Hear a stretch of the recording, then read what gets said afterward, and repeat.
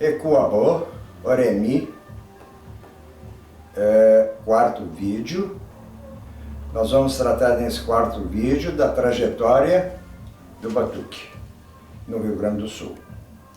Vai ser feito por etapas. Então, senhores e senhoras, companheiros e companheiras de fé que nos acompanham neste momento histórico de resgate do rito do batuque. Eu não tenho mais idade para viver na irregularidade religiosa do rito do batuque. Luto pelo resgate do sistema antigo, porque o atual rito não tem substância religiosa nenhuma, isto é, uma ilusão na feitura de orixás e do axé. Axé é poder, força, comando, lei. Fundamento, como todo mundo diz, fundamento é Ipelê. Ipelê quer dizer lei, normas e regras de uma religião. Então, vamos tirar a limpo as coisas que eu sei e que eu quero passar para os jovens da religião, um conhecimento que dificilmente eles vão encontrar, né? Então eu vou iniciar no final dos anos de 1890 e durante o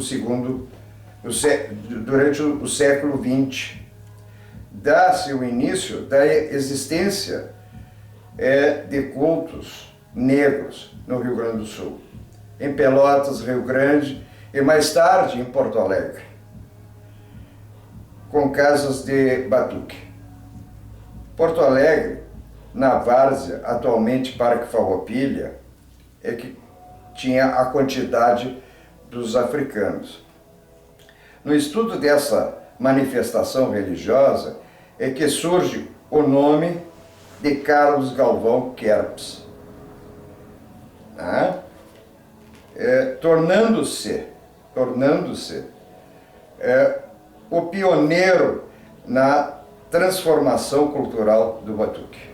Carlos Galvão Querps, a sua primeira visita à Bahia, São Salvador, que era chamada a Roma Africana, em 1948, sofreu um grande impacto, tá? Um grande impacto do rito do candomblé. Ao fazer uma comparação com o pobre rito do batuque, chegando de volta a Porto Alegre, publicou, por conta própria, vários textos em 29 de 1 de 1948, no jornal Correio do Povo.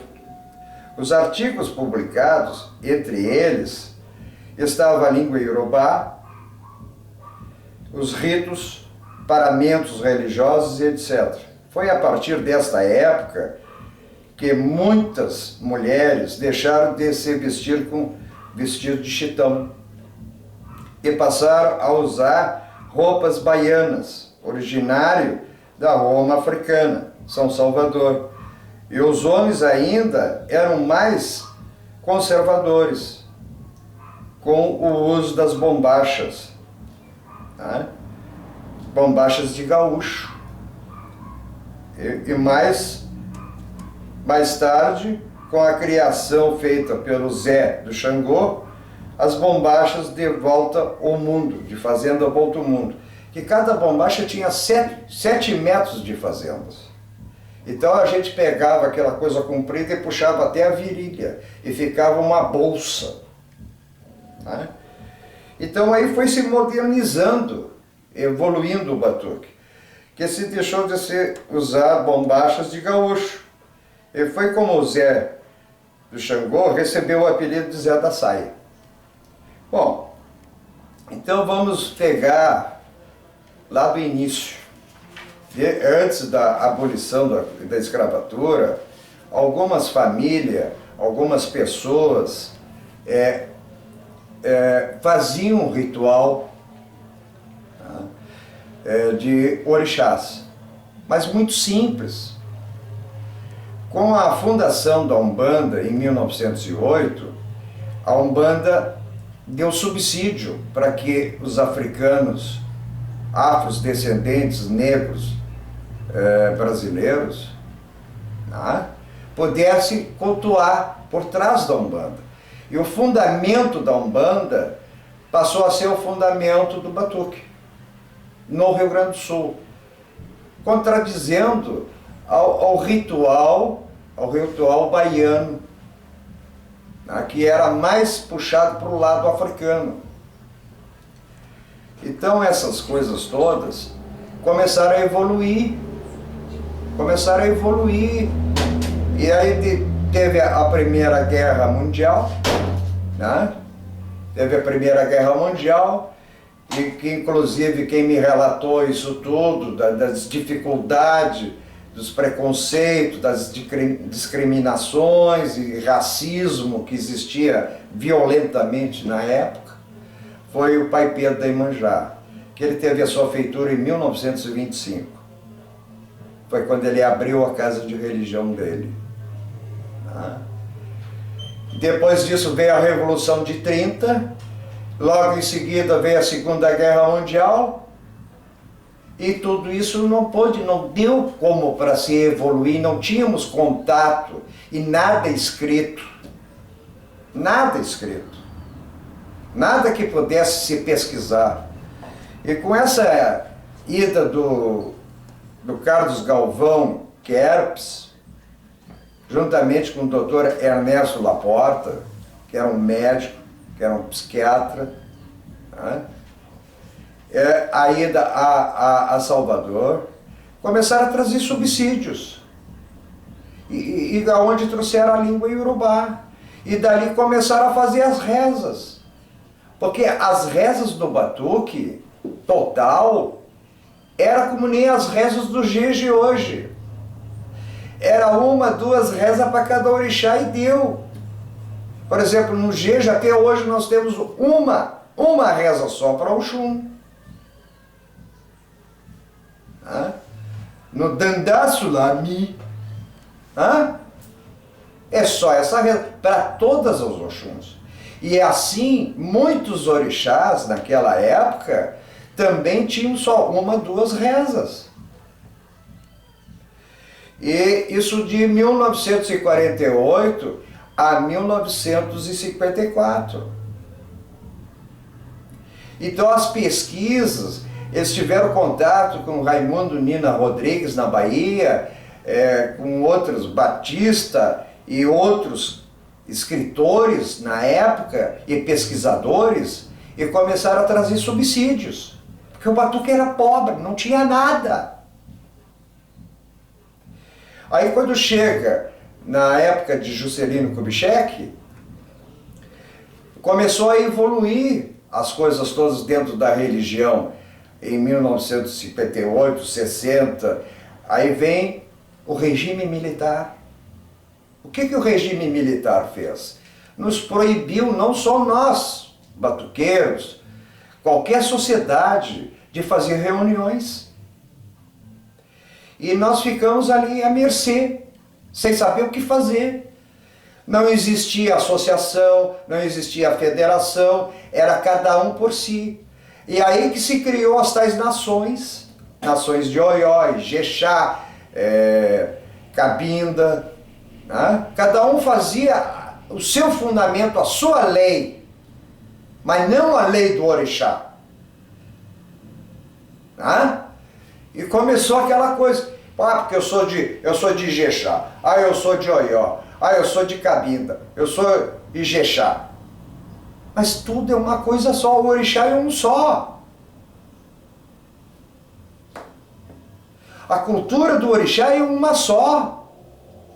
Aí começou a rixa entre casas de religiões. E como não podia se fazer durante a Revolução que dizem que foi a Revolução, Não foi, foi um regime militar para corrigir as coisas erradas que estavam no Brasil. E foi prosseguindo, os anos foram se passando, passou os anos 60. Quando chegou nos anos 70, nós não podíamos fazer nada, nem se reunir, 4, 5 pessoas, e nós éramos considerados como subversivo.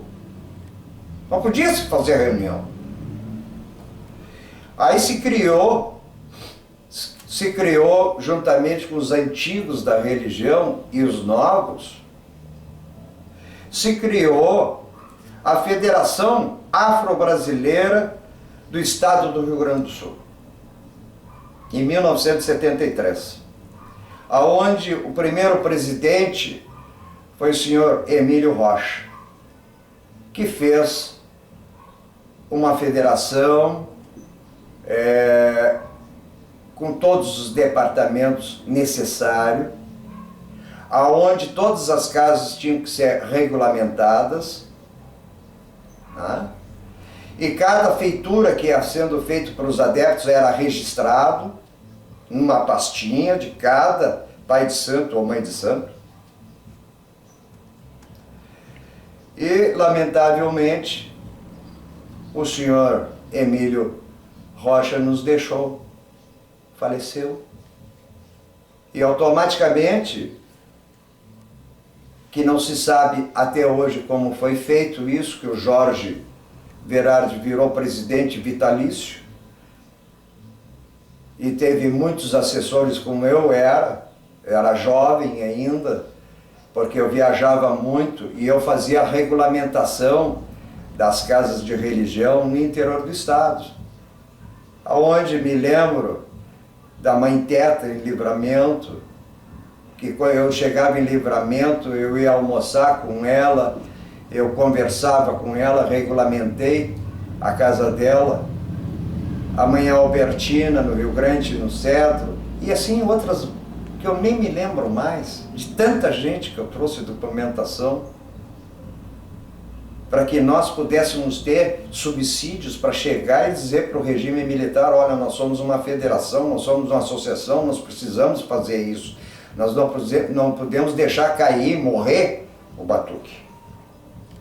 E para isso foi criada a federação, aonde o culto ia o máximo até às 10 horas da noite. Porque o culto do batuque anterior, ele era feito aos domingos de tarde. Porque o sábado se trabalhava como se trabalha segunda, terça, quarta, quinta e sexta. Aí nos anos 60, com o regime militar, entrou uma coisa que se dizia sábado inglês. Então a gente ganhava o sábado e o domingo era remunerado e não se trabalhava. Aí passamos o batuque para o sábado. Então a gente se levantava 4h30 da manhã, de sexta para sábado, para cortar os animais, fazer as obrigações e chegar no sábado, às 5 horas da tarde, fazer o ritual. Porque a luz tinha até as 9h30, 10 horas, e outra não tinha ônibus, não tinha nada.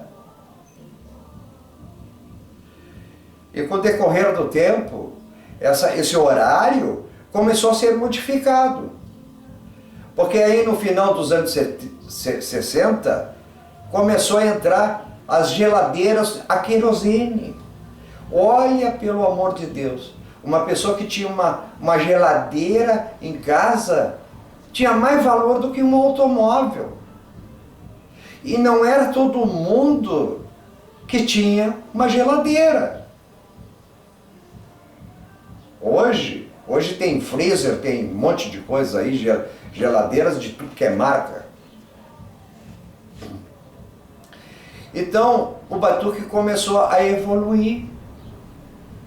Aí, nesta transformação da Federação Afro-Brasileira do Estado do Rio Grande do Sul para a atual Federação da Religião Afro-Brasileira, Afobras, para nós entrarmos no regime militar, nós tivemos que abolir as provas, testes, essas coisas todas. Uma para atrair, como eu disse no vídeo anterior, para atrair adeptos. Porque ninguém queria entrar para o batuque, porque o batuque era muito sacrificante. As pessoas duvidavam e tinham médicos, analistas, vendo com relação ao transe, com relação à posse, com relação a não sei o quê, se era verdadeiro ou se era mentira. Então, a gente pegou e aboliu todas aquelas provas e deixou só uma prova. Só deixamos uma prova, que é a prova da fala. E é uma coisa interessante.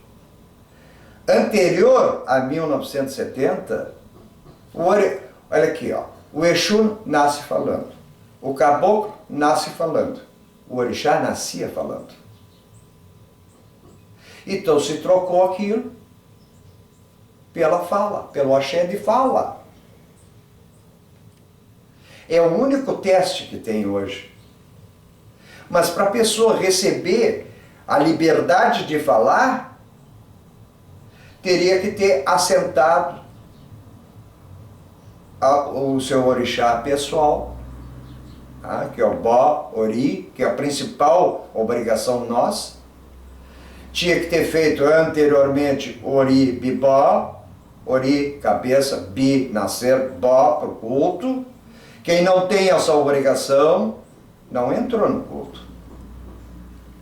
Bó, Ori, é culto da cabeça, a cabeça para o culto, para o seu orixá pessoal. O orixá pessoal é da cabeça ao dedão do pé, ou vice-versa. Os outros orixás que nós temos assentados, vai só na mão, para nós podermos ter o axé para fazer outros adeptos. Não vai sangue no corpo. O sangue no corpo só vai do orixá pessoal. Então, aí começou essa grande modificação. E com a evolução de geladeiras, freezer, aí o pessoal começou a fazer o seguinte: olha, se eu posso cortar um 4-pé, cortar aves, cortar isso tudo, eu vou fazer para 10 pessoas, porque eu tenho onde botar. E aí começaram a botar, porque de primeiro ia uma pessoa só para o chão. Fazia aquela obrigação. E levantava, e todos os irmãos da casa, companheiros, amigos de fé, estavam ali prestigiando. Hoje virou um comércio. Eu botei 5, eu botei 10, eu botei 15 no chão. Quantos 4 pés tu matou? Matei 15. Quantas aves? Matei 100 e tantas aves. Boto tudo no freezer. Se depois eu não tiver, eu estou vendendo para as lancherias, restaurante. É o que está se vendo hoje isso. Agora eu pergunto, e deixo essa pergunta para os senhores pesquisar e ver. Tu bota um filho de Ogum, um filho de Xangô, um filho de Oiá e um filho de Iemanjá, um filho de Oba e um filho de Oxum. O pai de santo com as mãos sujas de sangue está ligando tudo. E são adversários, são opostos. Aí um daqueles adoece, os outros também vão adoecer. Se um deles falece, o que tem que fazer? Tem que fazer desligamento, porque foram feitos tudo junto na mesma hora. Então, existe a parte de ser moderno, existe a evolução, mas o rito não pode acompanhar isso aí. Hoje virou festa, não se faz mais os rituais que se fazia antigamente. É um toque de caixa, porque os tamborileiros fizeram tantas rezas, tureba, Pai Pedro da Imanjá, Ivo do Ogum, e aí por diante, e outros que eu nem me lembro. Sabe aonde é que eles se reuniam? No mercado público. Se reunia todos os pais de santo e mãe de santo, num café que tem ali no mercado público, que fica do largo do... Poxa, me esqueci o nome. Que tem um café ali, se reunia todos ali para fazer as rezas. Um dizia uma palavra, outro dizia outra, outro dizia aquela. Né? Como tinha esse que faleceu agora há pouco tempo, o Borel, e estava de tamborzinho ali fazendo ritmo e reza. Tinha o Abelardo, que fez 3 bolachas de vinil. Era um sucesso aquilo. E todo mundo, olha, chegar a furar o disco de vinil escutando para poder aprender. Mas a gente não sabia dizer nada, não sabia dizer o que estava cantando. Eu fui papagaio. É por isso que eu venho lutando e querendo que vocês aprendam a língua iorubá, para que vocês saibam o que estão dizendo. Então, aí começou a grande sacanagem do batuque. Sacanagem. Se os outros contemporâneos meus não querem falar, eu não vou morrer com a consciência pesada, não. Inverteram toda a obrigação. Por quê? Por que inverteram? Porque não tinha os testes. Então nós não confiávamos nas pessoas. É por isso que eu não tenho filho de santo. Então, como é que se deu isso? Não pode fazer teste, prova? Então nós vamos fazer o seguinte: a pessoa tem que fazer assentamento de quase tudo que é orixá. Só se faz assentamento de orixá quem vai fazer uma abertura de uma casa de religião, porque a pessoa com o seu bori, ori, tá? Com o seu orixá pessoal, ela pode entrar em qualquer ritual, desde uma vez que tenha as aves, o casal de angulista, porque sem angulista não tem iniciação, e o 4 pés, de acordo com cada orixá.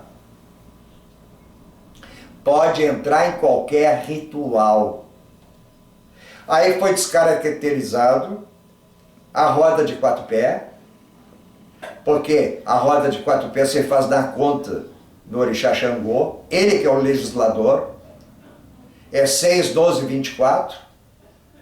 Agora estão fazendo com 8, 16, 32, pedindo misericórdia pelos erros que comete. Porque se antigamente dava um rompimento na roda de 4 pés, que botaram o apelido de balança, era levantado toda a obrigação e despachado. E tirado os egum que estavam no mundo. Hoje o que se faz não é obrigação para o orixá.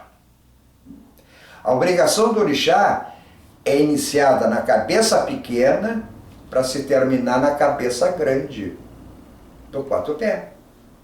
Hoje o que se faz é obrigação para Egungun. Inicia-se na cabeça do 4 pés para terminar na cabecinha da pomba.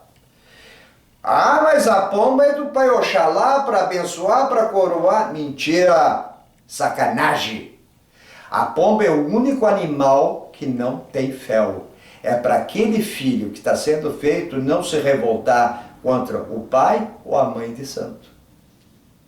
E ficar com feitura de Egungun. Como 80% ou 90% não tem balé, então eles não sabem. Eles sabem fazer, mas não sabem desmanchar. Se eu começo com a cabecinha da pomba e termino com a cabeça de 4 pés, com guampa, eu sou um feitor. Se eu faço um filho de santo desta maneira, essa é sacanagem. Ele vai ter o mesmo poder meu. Agora, se ele morre, eu tenho que fazer o inverso. Eu tenho que ir lá no balé, cortar o quatro pés e cortar as aves. Para quê? Para o Egum ter cabeça de ave e eu cabeça de quatro pés. Para o Egum não poder passar por cima de mim e eu poder dominar ele. É isso que eu quero que essa juventude do Batuque observe essas coisas. Eles estão cegos. Eles tomam banho de sangue e se acham que é pai de santo e mãe de santo. Estude. Investigue. Pesquisem. Porque eu quero que pare com essas irregularidades. E aí virou o tal de pula-pula. O tal de pula-pula. Eles ficam pulando de casa de religião para casa de religião. Aí veio uma pessoa aqui e me pediu, Pai Júlio, como é que se vê nos calendários, o orixá da pessoa, o método utilizado para se achar o orixá pessoal de passagem pelo calendário, esse calendário permanente. Então assim, aí, não é esse orixá, eu estou mal, e vai para baixo, não estão fazendo orixá como nem crescendo cola de cavalo, tudo para baixo, nada para cima. O interessante para essa gente, que tem só 50% do ritual, é ganhar dinheiro, é o comércio. Religião, eu tenho a religião no coração, meu amigo, meus amigos e amigas. Eu não viso lado financeiro. Por isso que eu moro numa casa de tábua. E é simples tudo da minha casa. Então agora, isso foi o início da primeira etapa. Da primeira etapa do ritual do Batuque, da trajetória do Batuque. Aguardem as próximas etapas. Quero pedir novamente para todos aqueles que estão me ouvindo, me vendo, se inscreverem no YouTube, porque se facilita para você me acompanhar. Eu não quero morrer e ficar calado. A minha consciência não deixa, porque eu assisti toda essa tramóia. E até agora ninguém quer fazer voltar o que era realmente o Batuque. Honesto. Honesto. Eu quero um Batuque honesto. Nada feito na madrugada. Nada feito no escuro. Feito na luz do sol, para que a sociedade possa assistir e ver. Agradeço a todos aqueles que têm me acompanhado, que têm curtido, que têm compartilhado, principalmente, porque eu tenho poucas amizades, e cada um que compartilhar com seus amigos vai modificando. E as pessoas vão começar a se dar conta. Eu digo para todos aqueles meus amigos e amigas, religião se faz com lógica, não com coisas ilógicas. Quer fazer certo a religião? Procura a lógica. A lógica é que manda. Eu me guio pela lógica. Eu não inverto a obrigação para tirar proveito. E eu agradeço. Modo pé aos meus companheiros e companheiras de fé. Tem muitos que são contemporâneos meu que não têm a coragem de falar o que eu estou falando. Agora, eu tenho aqui resumos de pesquisas, de tudo. Está aqui, ó, tudo provado, documentado. Aqui Eu vou dizer para vocês assim, antigamente, quem dava o orixá era o seu próprio orixá, porque ninguém sabia colocar búzio. Segundo os relatos, o processo da adaptação da leitura do oráculo de Ifá, através dos búzios, foi instituído no Brasil por Bomboché, africano do Queto, que recebeu em Salvador o nome de Rodolfo Martins de Andrada. Então tudo que está no batuque não veio dos ex-escravizados, porque eles mal sabiam falar a língua deles e mal sabiam falar o português. Foi tudo copiado da Bahia e do Rio de Janeiro, com Joãozinho da Romeia. Nós temos que buscar na origem e não deixar de procurar em outros estados. Vamos para a segunda etapa. Obrigado. Oxé modo pé. Obrigado, eu agradeço. Escreva.